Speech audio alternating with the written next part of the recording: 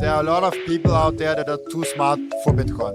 And they're so successful in the fiat world that they cannot even figure out Bitcoin.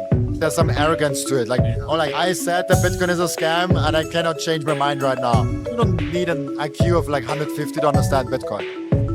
It maybe helps, but you don't need it. Humility is the one thing that you really need. It's an ego test, it's a humility test, and it's an emotional intelligence test. You don't even know how much wealth you have. Not right now. Like 0.1 Bitcoin will retire a family. And people are, no way, 0.1 Bitcoin is not enough. It's like, really?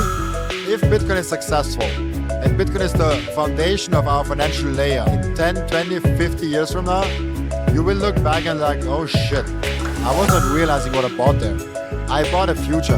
I bought generational wealth for my kids and my grandkids and my grandkids, and they will look up and see like, my grandfather was able to see Bitcoin and adopting it so early.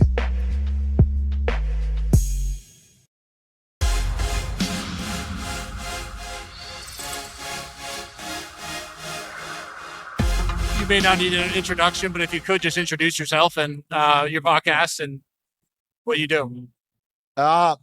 I guess I'm just speaking about Bitcoin every day. That's like literally what I do. So I run a podcast every day. I do a lot of behind the scenes stuff and trying to figure out how to push Bitcoin in the social media narrative. That's what I'm really trying to do. So I'm now doing this with my podcast. In the future, I want to do this with other podcasts. I want to try to get just the Bitcoin word across as good as possible in the digital realm, because I think digital is so freaking important to have there a good presence. And that's what I'm really focused on. Yeah, and that's what I do. And I started with my podcast and doing that now. And what is the main demographic of your listeners or viewership? And then also separately, how do you choose your guests? Because I know you do a guest basically every day. How do you go through that process? Oh gosh, I could spend like 2 hours on that topic alone. So like, my main demographic, you mean from who's listening? Yeah. I started at really good. So from age perspective, it's really interesting. You think a guy that is, I'm 26 years old. So a guy that is 26 years old, he probably has a viewership that is also similar to his age. Yeah. But actually, it's not the case. I have 3% of my audience that is younger than me. So 97% of my audience is actually older than me. And even 6% of my audience is over 65 years old. And the average is around like 44, 47 years old, somewhere along those lines. Wow. And I think it's because I have a very calm and, I don't know, like it sounds weird, but calm and mature interview style. Like I'm not screaming, I'm not loud. I'm like very relaxed, chill back. And it's, I think, not exciting enough for like an 18-year-old guy. It's like, I'm not screaming and like making weird faces. So from that perspective, a lot of old people watch me. Interesting. Also, like the people that come up to me, most of them are pretty old, like compared to me. Like the average viewer that listens to my podcast is twice of my age. That is incredible. Another aspect of that is the guests that are on my show, they are also older. Like I'm usually the younger host, and like someone that older is here. I just like Gary on the live stream.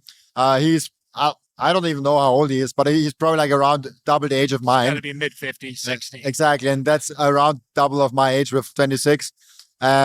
So that's contributing to it, and it's really fun because you grow a lot. Like your environment is really influencing how you behave and what you do.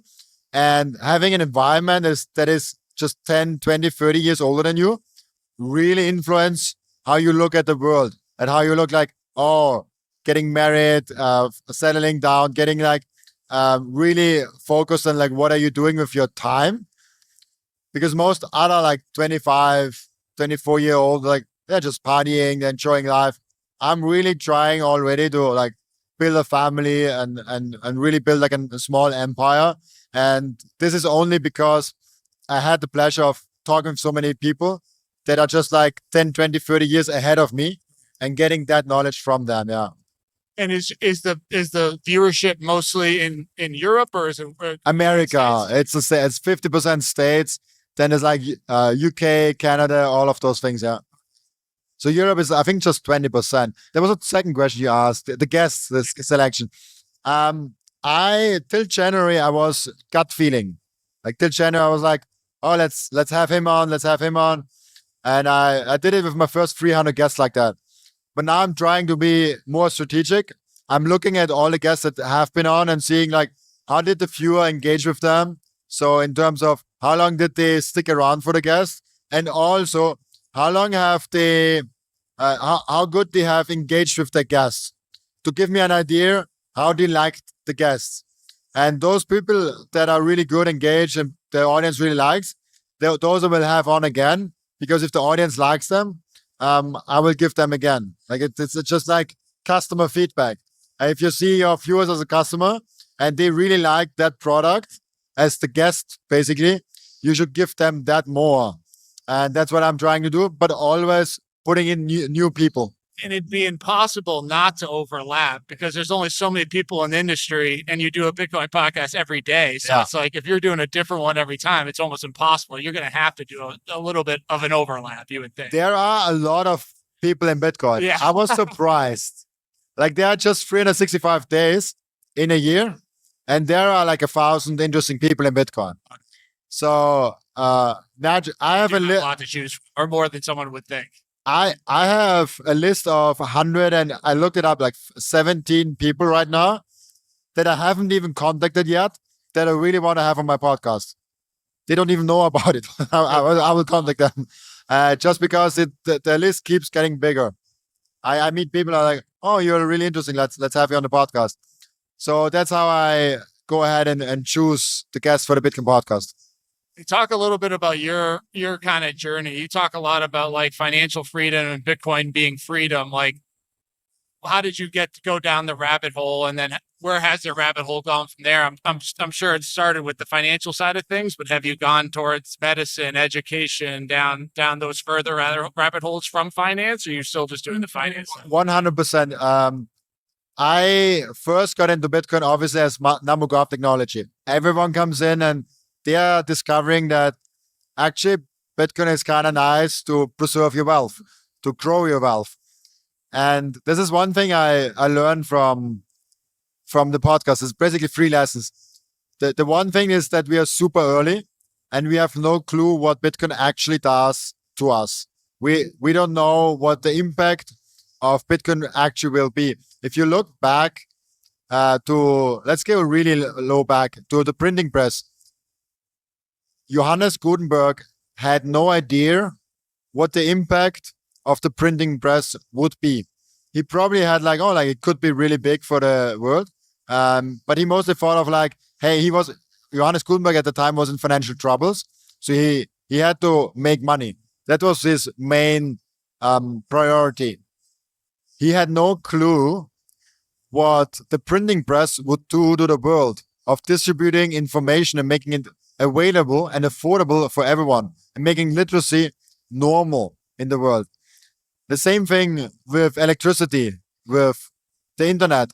So when you then look at Bitcoin in the first 15 years, you have no clue what are the implications of having sound money on society, not just on money, but what is the impact it will have on governments, therefore also on the medicine system, on the school system and education and all those different areas. It's just really hard to grasp what's the implications of that. The same with AI. 2.5 years ago, I never used AI actively ever. Now, I couldn't live without AI. I don't Google anymore. I have it in my work processes every single day. I had the ChatGPT was down for like 2 hours, like a month or 2 months ago. I just stopped working. I went to a restaurant and just had lunch. I was like, what else should I do? It's almost as fundamental as electricity or the internet. And the same is with Bitcoin. People will be so dependent on Bitcoin. It will be the most critical infrastructure of humanity, the same as electricity and the internet, because we will be depending on like paying for things with it. It will be the base layer of our financial system. And what that will do to society, it's like, it's so hard to grasp right now because we are so freaking early. Like that's like the first lesson I learned with the Bitcoin podcast that I've done with the 500 guests. We are way earlier than we actually think. Yeah, I heard you with Paul Tarantino recently talking about artificial intelligence and how what the stat that I liked is that, okay, there's 8.2 billion people, 21 million Bitcoin, but then you add the robots on top of that are also going to be transacting, and that's another, 8 billion or another 10 billion. Then you divide that into 21 million. Then it's like, if you own even 0.00001 Bitcoin now, that could be worth a lot of money in the future. Absolutely. And it's just a matter of time. Yeah. I put those tweets out, and people are really triggered by that. I put a tweet, I was like, 0.1 Bitcoin will retire a family. And people are, no way, 0.1 Bitcoin is not enough. It's like, oh, like, really? Look at like, if Bitcoin is successful, and Bitcoin is the foundation of our financial layer, like that's, like, we always have to say those two ifs. I think it's just a when, but to make it easier for people to understand, let's say if those are true, then every milestone will be hit. Like Bitcoin has an infinite amount of, infinite potential, because we always get better and more efficient in producing things. Just look at podcasting. Before remote podcasting were normal, before all the AI tools were there, you literally had to fly in, be at the conference, and do it like we do it. Now you can do it from wherever you can, and people love it. Right. I don't see any difference in my statistics if I do it in person or not. People accept and love also the remote podcasting. So it helps with that too. People, you just normalize the idea of doing things remote, so it just doesn't affect people. Absolutely, and then it gets to the point where it's just you have to look at Bitcoin and what does this mean to normalize things in Bitcoin, and then we just get better and more efficient in every aspect of life. And a podcast in like 1980 was like a TV show. The production cost of that was so high. Now it kind of is going down to like zero. So we're getting way more efficient and way better in producing things and doing things. And in that way, if money is fixed and scarce and actually getting decreased the amount over time as people lose their Bitcoin, this will only get your purchasing power of Bitcoin up over time, which means if you have Bitcoin, or if you live in a Bitcoin world, your salary will actually decrease in Bitcoin terms. The company will ask you, hey, we paid you 0.01 Bitcoin last year. We have to pay you 0.009 Bitcoin next year because our costs are falling. But the 0.009 Bitcoin will buy you more than the little bit more Bitcoin in the previous year, because every cost is dropping. And what that will do to society and to the workforce and everything, it's unimaginable. Like, it's really interesting. But if you take, and this might be a little bit too abstract, you had Jeff Booth on. Yeah, 2 times. He is amazing. Unbelievable. If you bring the marginal cost of everything down to zero, what is the need for money at that point? Will Bitcoin even be useful at a certain point, or will there always be a need for money even at that point where everything is essentially free because you have unlimited amounts of energy and the cost of everything is brought down? Look back, let's say 200 years. The richest guy 200 years ago couldn't do what we normal blabs can do right now. Most of us can probably have the financial capacity to buy a plane ticket somewhere else and can just be somewhere else tomorrow. The richest dude alive 200 years ago couldn't do that. So when you look at 200 years in the future, the richest guy on earth, like Michael Saylor, can not do things right now, that like a random pleb in 200 years can do, like every day. So that thought of like we are getting richer as society and we're getting wealthier as society is 100% true. It has never been a better time to be alive as of right now. Right. But at the same time, we still have a ranking system. We still like to have status. We buy watches. We have status symbols that we have. In Bitcoin, less so, but we still have them. We still like to buy things. We still like to have money. We are defining whole coiner, being a Satoshi billionaire, all those things. Those are ranking systems and systems where we communicate value. And those things, I believe, will always exist as long as the human brain is working as it is right now. Human psychology could change, but we are talking like hundreds of thousands of years down the road. Like that, human psychology hasn't changed that much the last thousands of years. Just the technology and the environment around us has changed. So in that way, I do think it has a lot of potential. And I can imagine a post-money world, but this is not something that comes anytime soon. And Bitcoin might be the last money ever before we come to a moneyless system. I just have a really hard time imagining a world where everything runs on its own, where robotics and AI is kind of serving humanity, and where you can just like, oh, like today I want to drive a Lamborghini. Like you go in your app, try Lamborghini, there you have it, you drive it, you don't need it anymore, you just give it back and you can get it back anytime you want. That's a world I can imagine, but we have a while to get there. We still have people that don't have clean drinking water. And we are dreaming of a moneyless world where we can get a Lamborghini everyone on earth. And it needs a lot of time. And it's also a good point of different technologies have different speeds of adoption in different parts of the world. There are still people that have no electricity and no internet.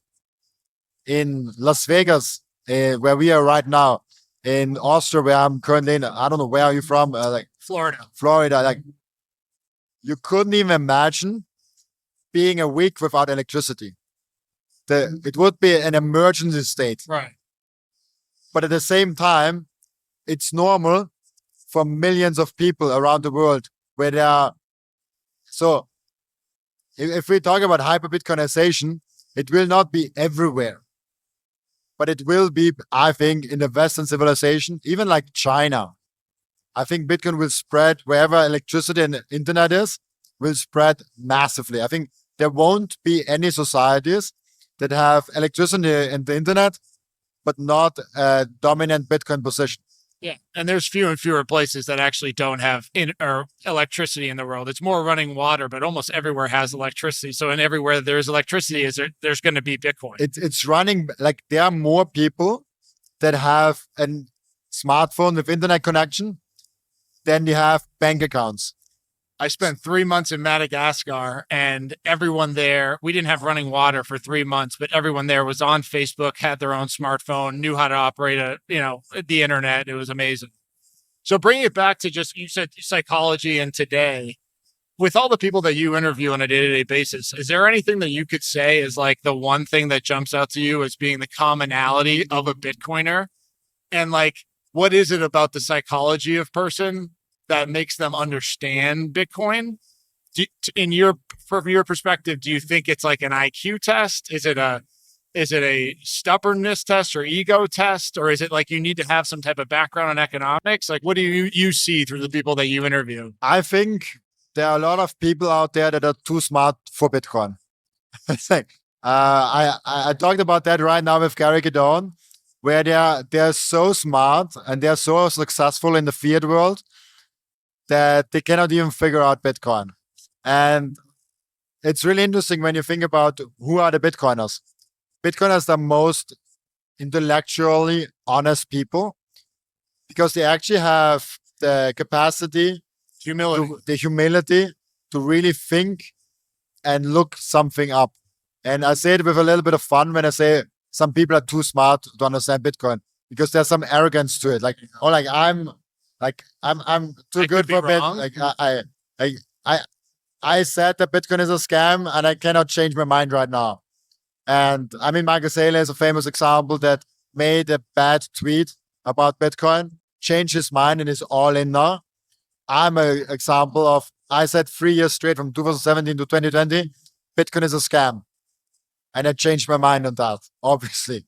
So it's an ego test, it's a humility test, and it's an emotional intelligence test. You don't need an IQ of like 150 to understand Bitcoin. It maybe helps, but you don't need it. Humility is the one thing that you really need. And that's what I've learned of Bitcoiner. They're extremely kind human beings. I have a Bitcoin podcast now that is successful and it's pretty huge. I have like 40 to 50,000 people that watch the podcast every week. So now I get to guess quite easily, obviously. But in the beginning, people were just coming on my podcast. Jeff Booth came on my podcast when I had 300 subscribers. And there were like not even 1,000 people listening on a monthly basis. My podcast was just getting started and non-existing basically.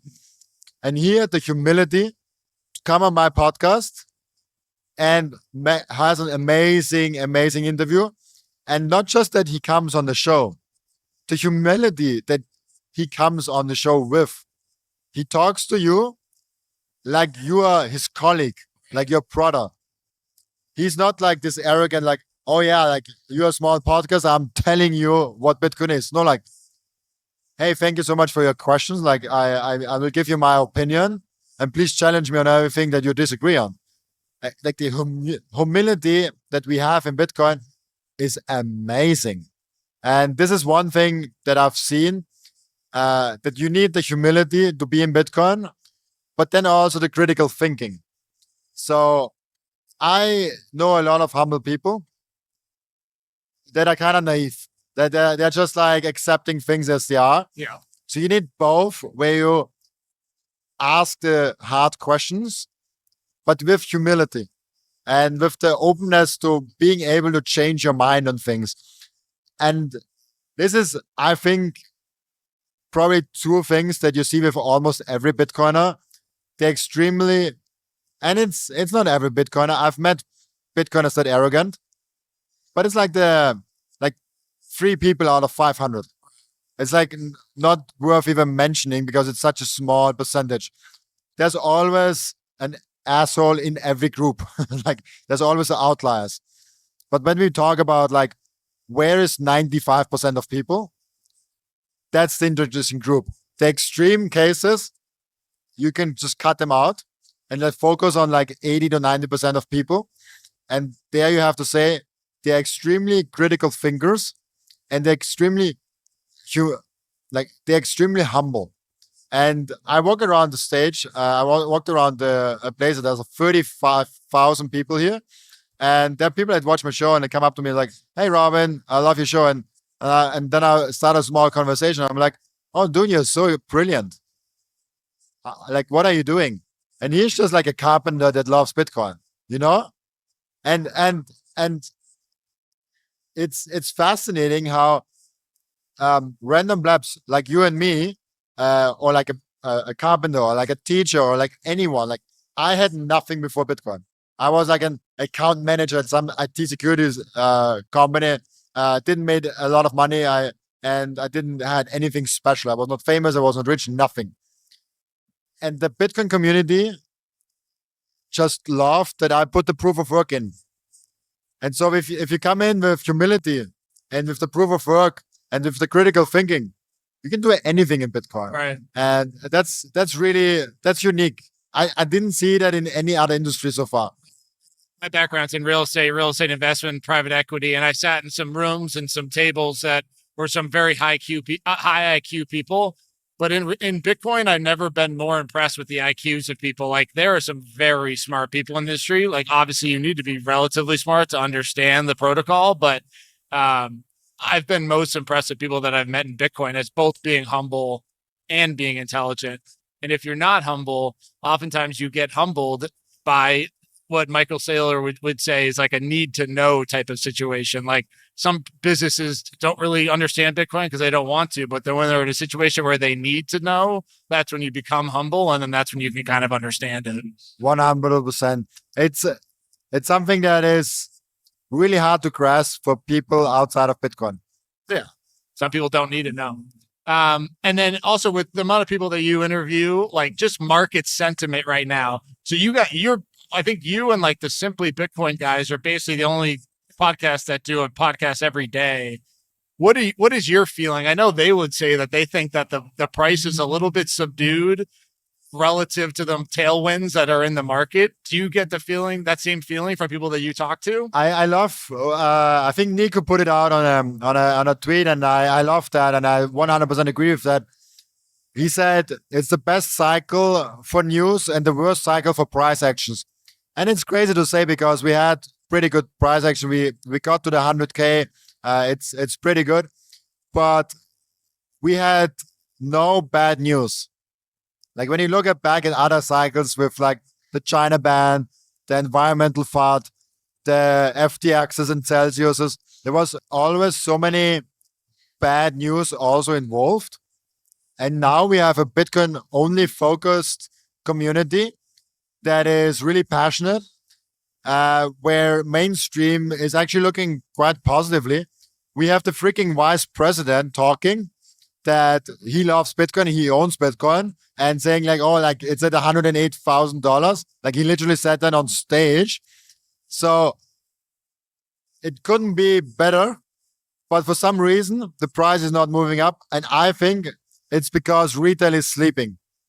I've never seen retail that asleep in all of Bitcoin. And I talk with the exchanges and they have the data of like who is buying, how high are the buy orders. And the data is showing that there's a lot of buying action of high net worth individuals and institutions because they see a big buying order and the institution and the company and the corporation adoption. And the retail folks are still sleeping. Look at YouTube search trends. Like Bitcoin is like 20% of what it was 2017. And we are 5x the price of 2017. That's crazy. My Uber driver on the way here, he was asking me, he's like, what's this conference? Bitcoin. Oh, what's the price of that as? It's still in the 20,000s? He had no idea. And I was just like, this is such a good anecdotal, like, illustration of where retail is today. I mean, Google searches for Bitcoin, I think, are at all-time lows. And maybe that will be what pushes the price. I don't know. I mean, retail doesn't have the money. It's mostly institutions that are going to really run the price eventually, right? Or you think some of the retail that gets in could push it even further? The thing about retail is they get the fear of missing out going on. You know, like all of the sudden everyone is talking about it and it's a topic everywhere. All the content pieces online also getting pushed a lot. And this can create a lot of volume and a lot of action, also price action. And this can trigger institutions even more to buy more. So it has like really nice effects for the price actions. And I think we'll see something like that in this cycle. But we didn't have it till now and we're still at like 110K. That's amazing. Like the price action is, if we get retail FOMO to chime in, there is a real chance of, Samson Ma always talks about the God candle moment. That can easily happen. I mean, we already had some God candles with like 10K plus, but I'm talking 50K in a day. There will come this day where you wake up and the price was in the night like 160K and you wake up to like a 260K price. Because there was like one small news that triggered the whole market. I don't know, Apple buying Bitcoin on the balance sheet, anything, whatever. And we had right today, Ryan Cohen with GameStop announced that they're buying 4,000 Bitcoin, something like that. 500 million. Which is, it's almost small, you know? Like GameStop buying 500 million in Bitcoin is almost no news anymore. Well, the price didn't change. If anything, it went down. I mean, it was announced earlier this morning, but the price has been subdued. It's at like 107. It started today at 108. So it really didn't do anything. It didn't move the needle at all. And I think it might be because at that 100,000 level, there's still some sellers out there. I just don't know who in their right mind is selling, but I guess long-term holders who have been holding on to Bitcoin for years. There's this moment when you see a natural top. So at 10,000, at 1,000, and also now at 100,000, you have almost a feeling, if you don't know what Bitcoin is, that it's a natural top. It almost seems like the 100% are reached. But 100,000 is just like, it's such a big number that people cannot grasp it because they don't look at the market cap and the full potential of Bitcoin. If you look at the full potential of Bitcoin, there are like 1,000 trillions of US dollars to be captured for Bitcoin. And we are 2 trillion. Yeah, like do the math on that. That's that Jesse Myers chart, right? Yeah. And I recently heard Cypherpunk'd talking about that, where the money market itself, if Bitcoin is just money, is 400 to 500 trillion. That's a 200x from here. So seeing those numbers make you realize how early we are. And look, those numbers are sometimes abstract and people don't grasp it. Just go out on the street and ask 100 people 3 questions. Ask them, what is money? What do you think Bitcoin is? And what's the average block time? You are happy if someone answers even like one question of that, even slightly correct. And then you know, like, oh, yeah, nobody really understands it. And then you also go ahead and look at like those numbers of like we had 5% adoption are just completely BS. Because those 5% are also counting in people that have $1,000 on Coinbase, but they actually have like $100,000 portfolio. That's not a Bitcoiner. That he didn't adopt Bitcoin. So to say that 5% of the population is in Bitcoin is absurd. We had like 0.01 bit adoption of Bitcoin. So think about what will happen if that 0.01% of it, people is all of a sudden real 5%, real 10% of the world.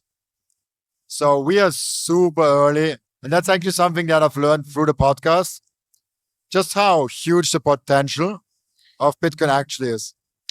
Yeah. And the only thing that is my FUD today, like when I first got into Bitcoin, the government banning Bitcoin, US government, that was like my main concern. Obviously, that's not a concern anymore. My main concern now is like, statistically, what are the odds that you and I or everyone here are the generation that's living through this? Like that actually is able to experience this type of like revolutionary event. Like it seems to be like almost impossibly low, but it actually feels like that is the case. The chances of you being a human being, yeah, right, is like 1 to 400 million. Yeah. And then that we live in such a amazing time, it's like 1 to like 1 quadrillion. So I think we should really be grateful to being able to do all those things that we are doing and living through those times and being able to capture Bitcoin early.